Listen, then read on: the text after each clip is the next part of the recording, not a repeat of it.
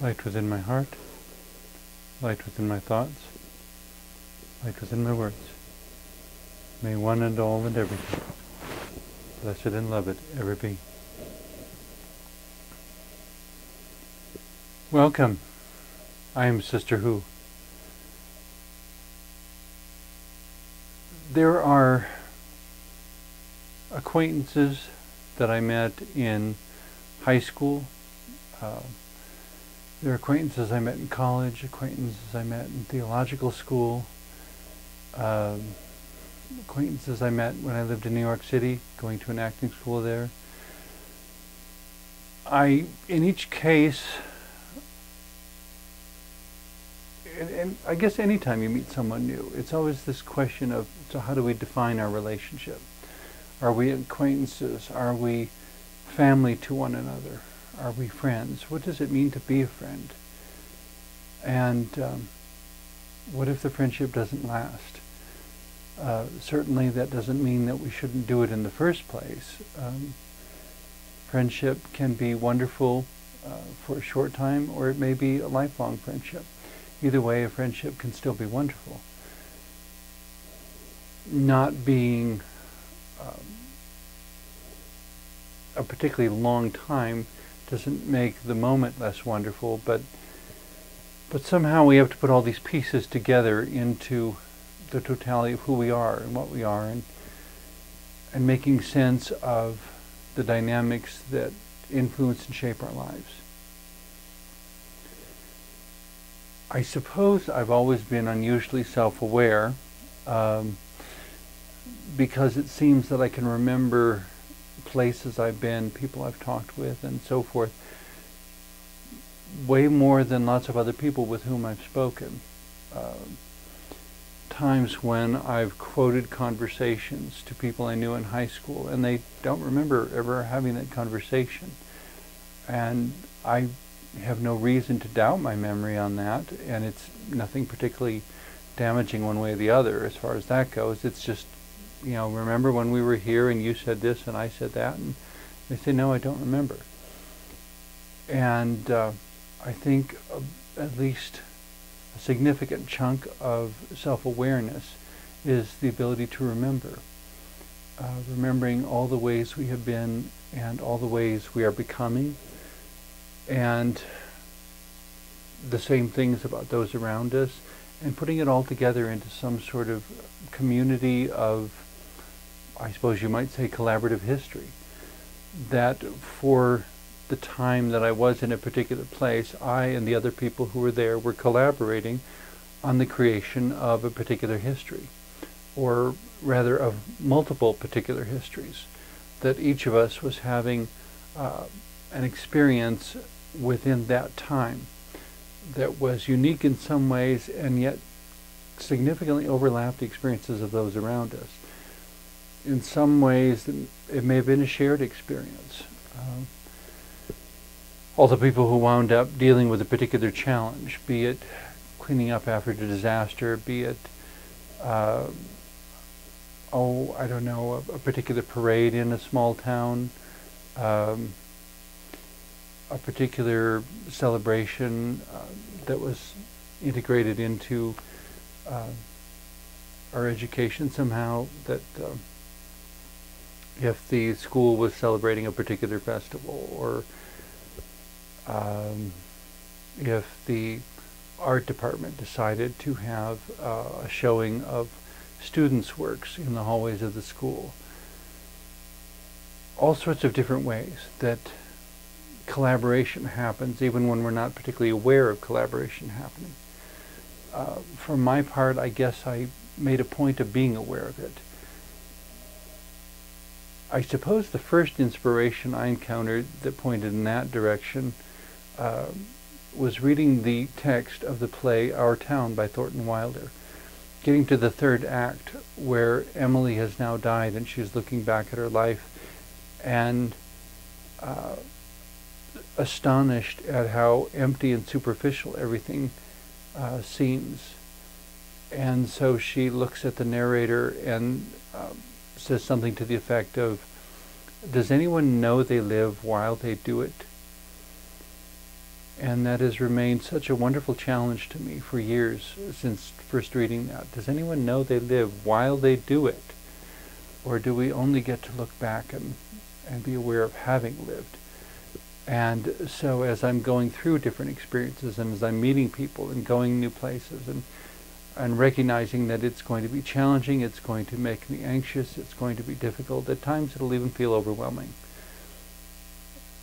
And if I do it right, I won't have any regrets, because it will also be a time for allowing my definitions of myself to bend and expand, and allowing myself to try something I didn't think I could do.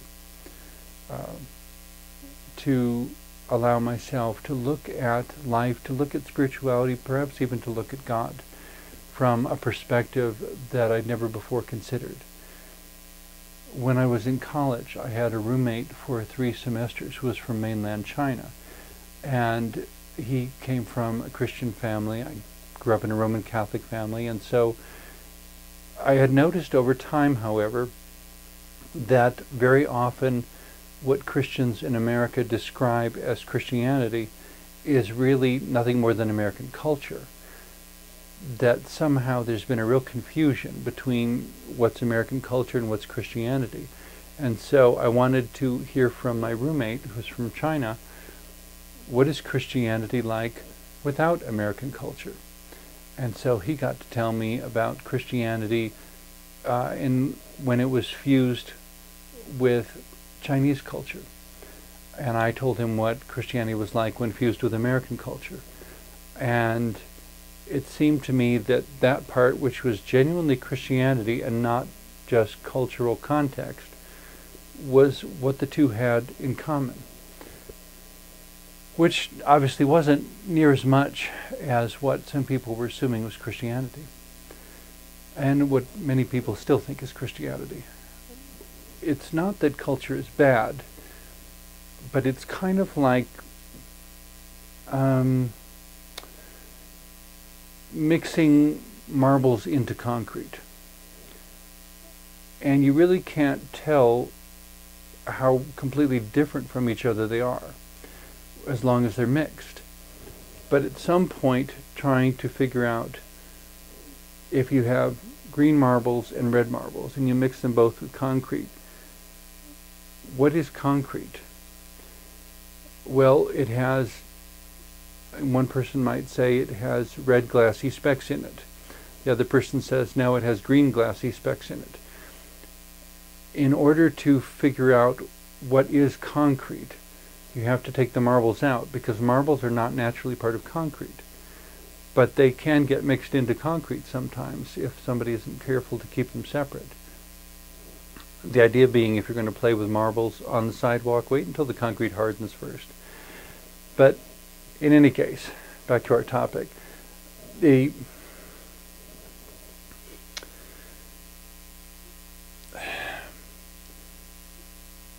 When I entered my college environment, well, even before that, when I went to an acting school in New York City, I found myself thrown into a group of 17 people in this acting class who were from all over the United States and actually from all over the world, because there was a girl in the class who was also from the Philippines. And what did we have in common? Well, we were all students at an acting school. But beyond that, it was such diversity. And in one sense, it was fascinating and wonderful. And in another sense, it was a little bewildering trying to figure out, so where's the foundation that we stand on to make this class work? And ultimately, what we had to learn was an adaptability and a flexibility. We had to learn also, I think, what it meant to be friends and to be supportive of each other. Because if we weren't supportive of each other, then, especially in an acting school, we couldn't work well together. And outside of acting schools, or any school for that matter, if people aren't willing to be friendly toward each other, it becomes extremely difficult for them to work together on any task whatsoever. I'm always a little bit amazed when, even yet, I still meet human resource directors for large companies who seem to have totally forgotten how important it is to know the personalities of each worker and to understand which personalities work well together and which personalities do not work well together. And for the sake of the community within that company and for the sake of the profitability of the company, putting people where they can do the most good and not putting them in such an arrangement that they get in each other's way. And there are probably 1,000 different comments similar to this that I could make within the show. What I'm trying to get back around to, I guess, is the need to occasionally step back, look at the bigger picture, and realize that it's not only about me, but it's not about excluding me. And it's not only about you, but it's not about excluding you. It's about something bigger than either one of us. Life is bigger than either one of us. And ultimately, the living of life is about the two of us finding whatever good we can do in whatever constructive ways our lives may overlap.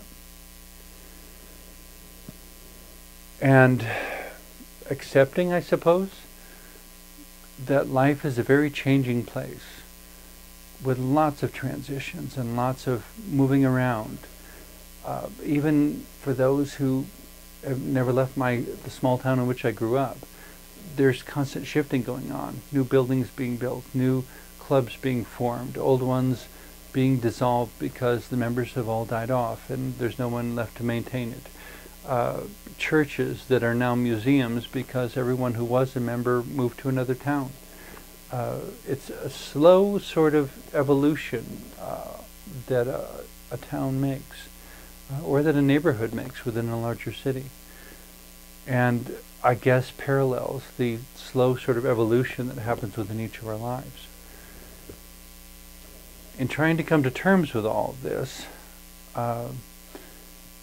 and wanting there to be someone upon whom I could rely, to recognize that I wanted a friend, but I wanted a true friend. I didn't want to pretend to have friends and not, and be lying to myself. And occasionally I would meet people that I thought were exactly what I was looking for. But in my own process of growth, I wasn't always ready for the combination of good and bad qualities that each person included. So sometimes it would work, sometimes it would be a friendship for a while, and then we would get to a point where there was just too much friction and headbutting to continue. And so in that moment to say, thank you, but for both our sakes we need to let go, wish each other well, and move on. And yet, even when we move on after disagreement, to recognize that this person contributed something good to my life too. Just because it wasn't always perfect didn't mean that, in some sense of the word, God didn't send this person to me to help shape and form me into a better person than I would have otherwise become. So at this point I'd like to share a song with you simply called I Call You My Friend.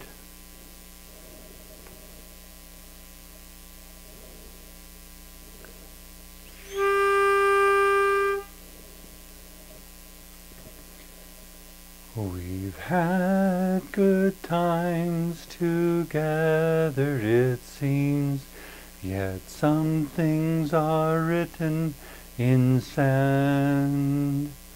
We've shared all our dreams and our thoughts of tomorrow, rejoicing in what God has planned. Bittersweet times and bittersweet feelings, things that you helped me through. Bittersweet times and bittersweet feelings, times when I helped you too. Will we meet again? God be with you till then. And throughout all our journeys, my prayers are with you, and my heart's in your hand. And I call you my friend.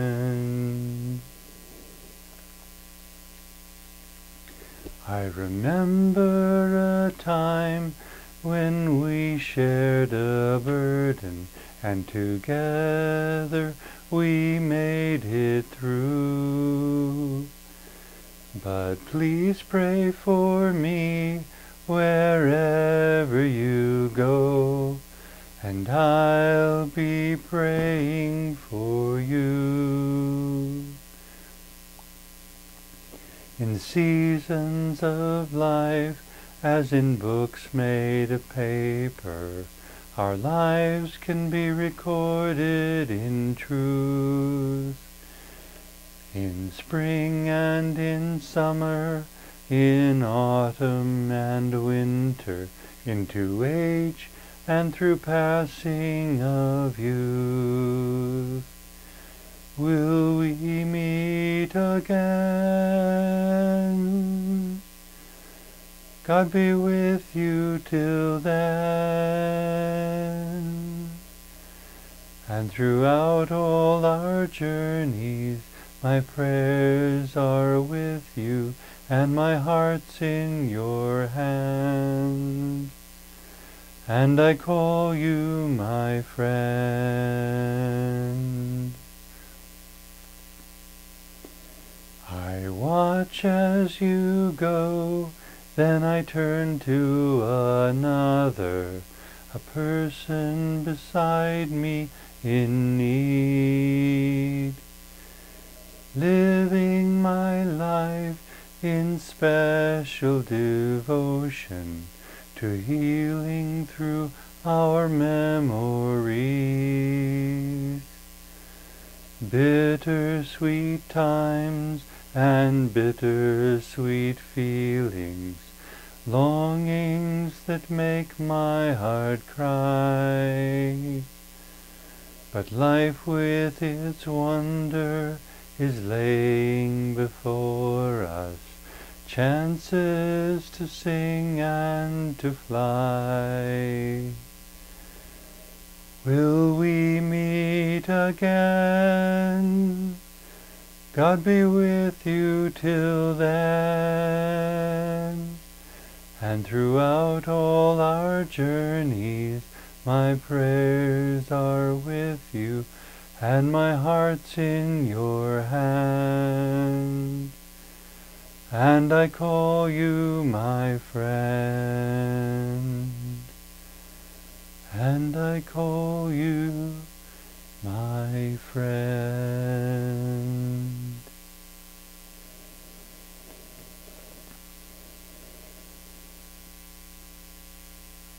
There were numerous times throughout my years in college when I sang this song with those I considered my friends at the time.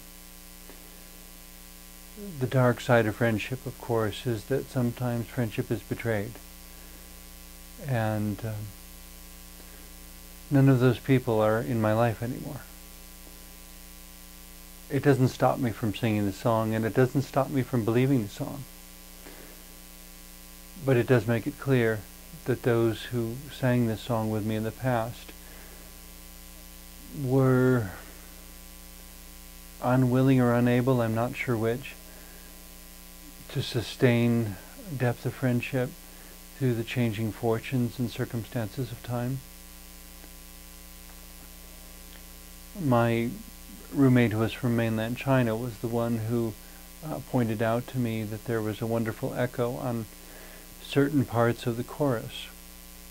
And the first few times the song was performed in public, he consented to actually sing with me and do the echo that he heard within his creative mind as I was first performing the song for him.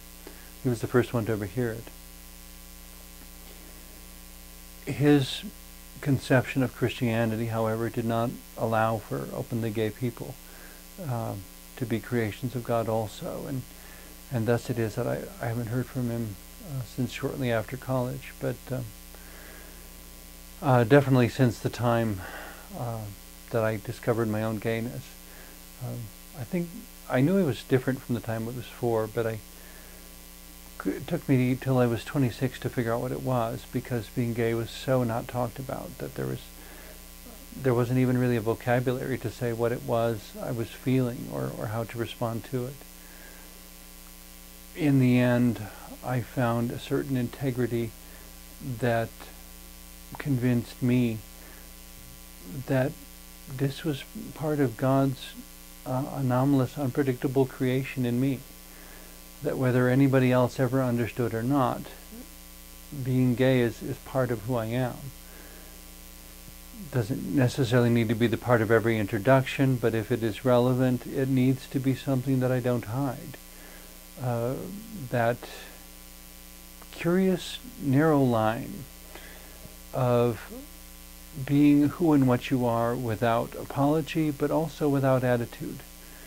It's not about walking around with a chip on your shoulder, daring everyone to knock it off.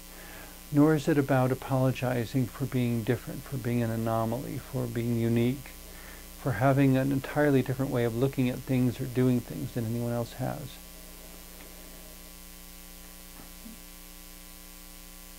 I suppose one could say it's about recognizing that the anomalies God has created within oneself are there for a reason. You know, God doesn't make mistakes. We are not accidents. We are not, the anomalies. I mean, when I finally decided to accept as truth that I am a gay man, rather than deciding to try and repress my own self, to try and censor my own voice, to try and suffocate my own soul. My decision was to live in truth and to be honest, regardless of what the cost of that honesty might be. That was my decision. I never decided to be gay, but I had to decide whether I would accept being gay, whether I would live, as I said, without apology and without attitude. That it wouldn't be about walking through life with a chip on my shoulder, daring anyone to knock it off. Make one nasty comment about being gay and I'll jump down your throat. I began to understand after a while that what people said was much more of a reflection of where they were than a reflection of what was true of me. What was true of me, that was something for God and I to decide.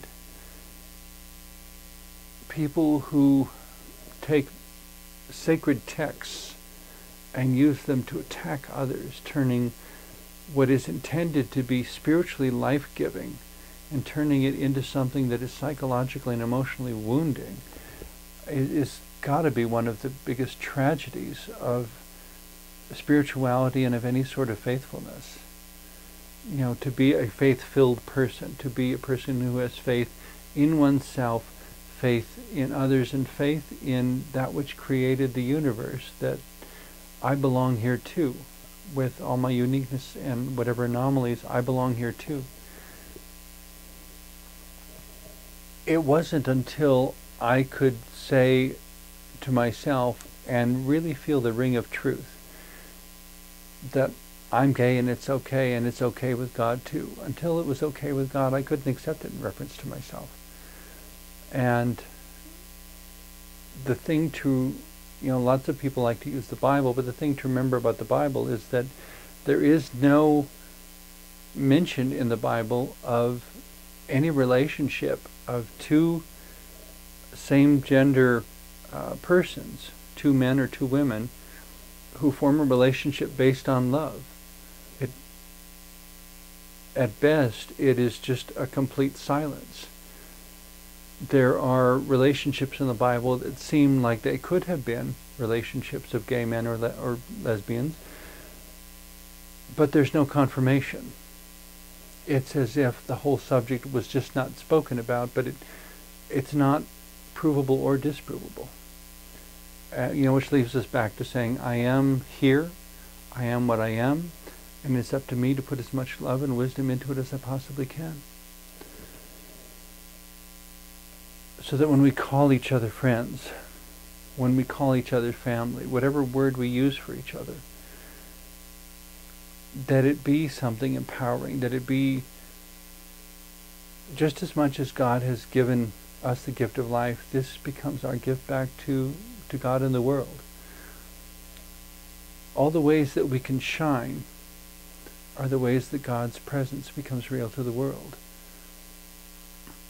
Not in a narcissistic, self-centered way, but in a way that is the servant at the banquet, the servant of the Last Supper, when Jesus said, whoever wants to be greatest must be the servant of all. Being Sister Who is about serving others' personal and spiritual growth in any way I can.